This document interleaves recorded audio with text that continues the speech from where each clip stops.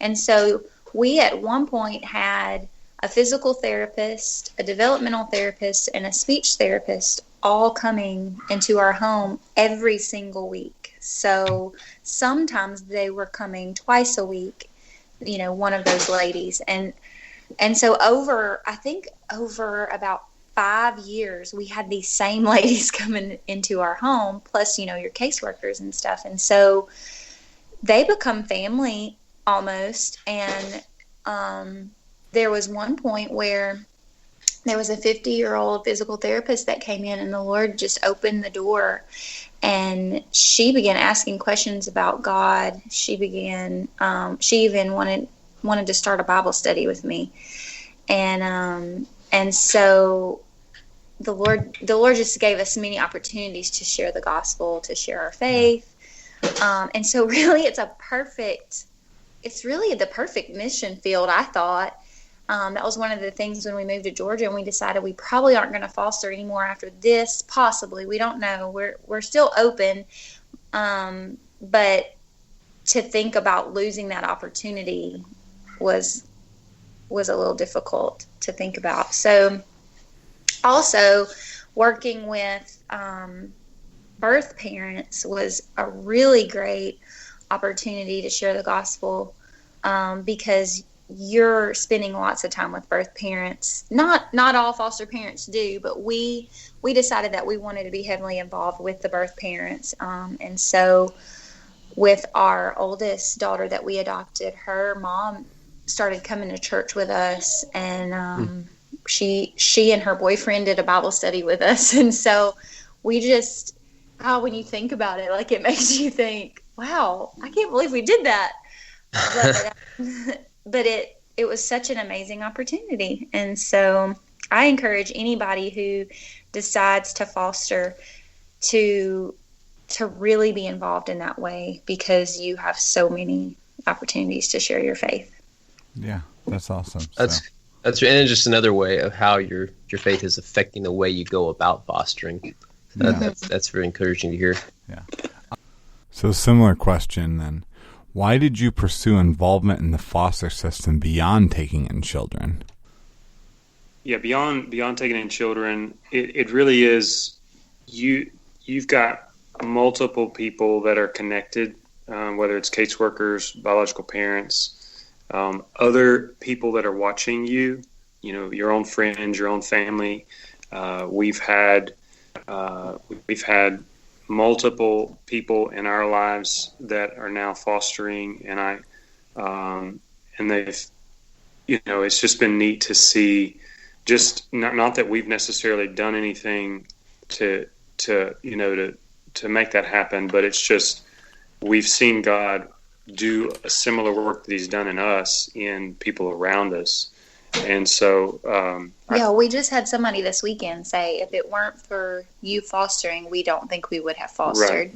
Because they had fears, just like everybody does, that, I don't know that I could do that. And when they saw us do it, and believe me, it was difficult, very, very difficult at times where we thought, man, I don't think we can do this anymore. But other people seeing us go through it, I think it encouraged them to see, the Lord may want us to do this as well. So guys, why should Christian parents consider fostering? I mean, you guys talked about, kind of how you first got involved, but what, I don't know, what ultimately pushed you, what, do you think might push other Christians into doing that? Well, just one, the great need. I mean, I don't remember the numbers. Terrible with remembering detailed numbers, but in Georgia, I know there are thousands of kids that are just waiting to have a foster home.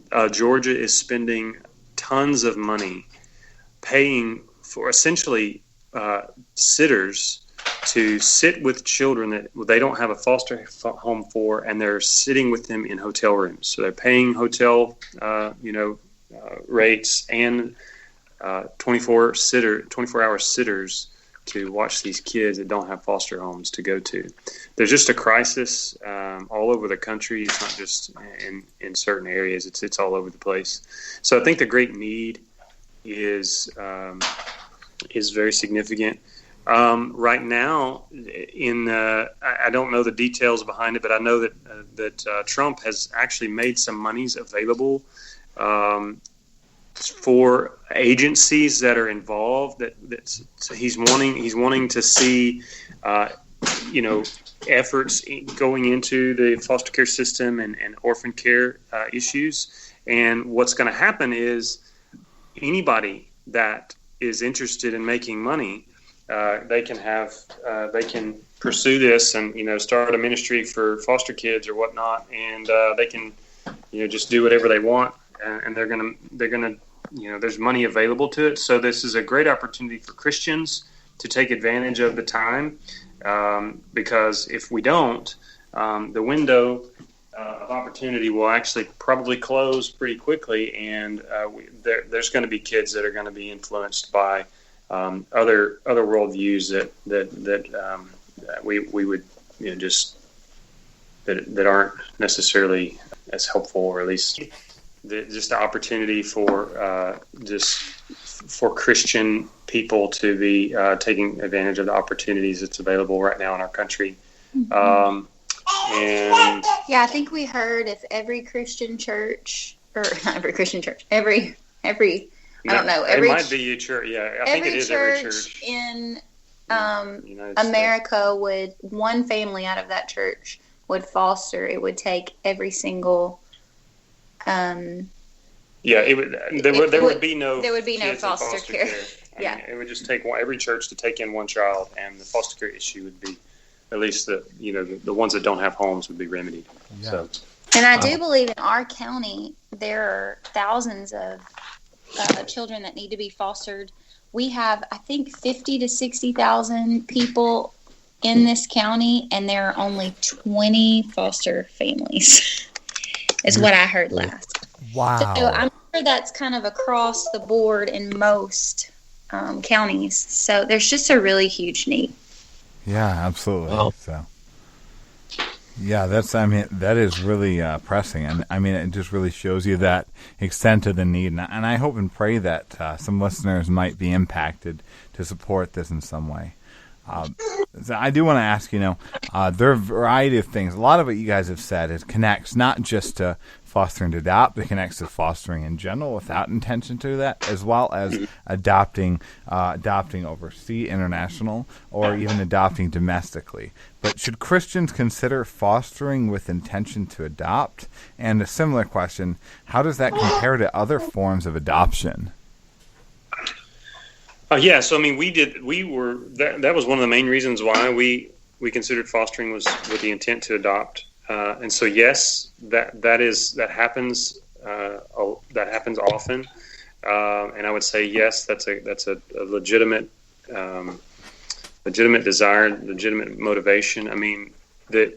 I don't see where, obviously we're not going to fix the system. We're not going to find a home for every child, a permanent home, but I think we should push towards getting kids. The state will work towards reunification, having the children back to their biological family, and I think that's right, and that should be the intent whenever possible.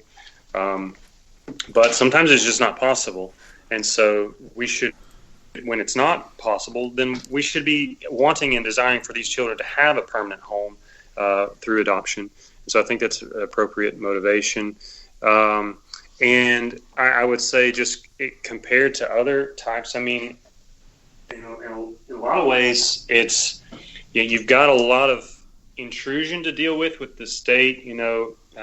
Checking on your finances and doing home studies and all this kind of stuff, which you have to do that. A lot of that happens anyway, but there's still some more things that has to happen for children who are in the care of the state, and they but beyond that, there's not as much cost involved for the parents to adopt domestically through foster care. The state pays for quite a bit of it, and almost and sometimes close to all of it. Yeah, so our first two adoptions were free. Pretty much. We they pay for your attorney fees. They pay for your home study. They pretty much, pay for all of it. Sometimes you have to pay a couple $100s, but usually that's it when you adopt out of foster care. Wow. Another thing I would like to say about should Christians consider fostering with the intention to adopt, I don't think there's anything wrong with that being what they want to do, but I also think that you need to definitely go into it not expecting to adopt. I mean, we've seen a lot of families that go into it wanting adoption so badly and then never getting to actually adopt. And so we've just been blessed to be able to. There are a lot of children in foster care that are older that are already ready and to be adopted. And so you can go into foster care looking to adopt that way. But also a lot of families would like a baby. And so it was really difficult when we first started and we had our first daughter just to hold her with an open hand to God, because, it was our first little girl that we had ever had, and you're taking care of them all through the night. And so obviously that attachment is there. And it was really an emotional roller coaster for me. But the Lord helped me through it, and He grew me in my faith through that. And then the more kids that we got another little baby. It was a little bit easier. And then we got some older kids, and then we got another little baby, and that baby was a little bit easier to do. And I think the more you do it, the easier it gets.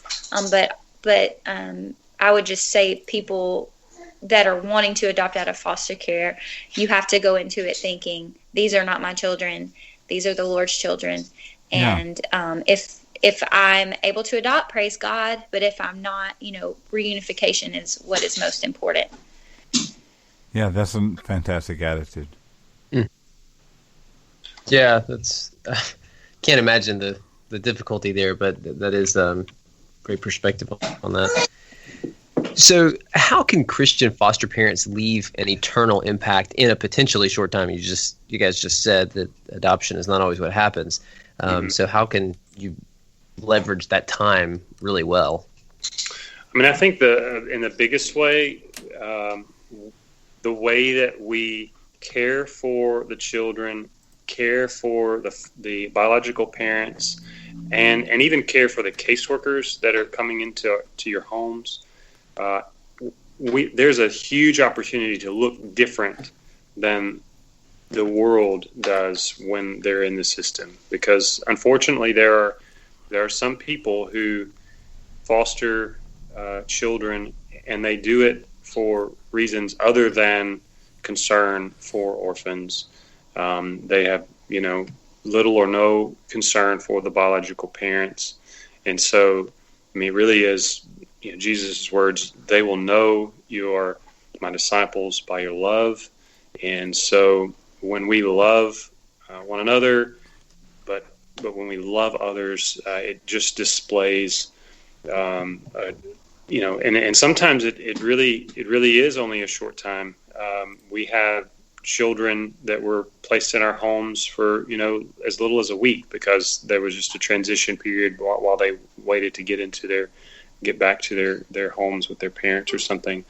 But we've heard testimonies of other foster parents who they've had children in their home for just a little bit of time, but their children are now grown, and they remember just the love that their foster parents gave them, and it's affected them their entire life. So it really just boils down to just showing love in those situations, and it's to be different than the rest of the world. Yeah, that's good. And how do parents help their children already in the home understand this? Because I'm sure in a lot of ways it's got to be real shell shock to children that are already in the home. Yeah, especially it's difficult. we had one boy that came to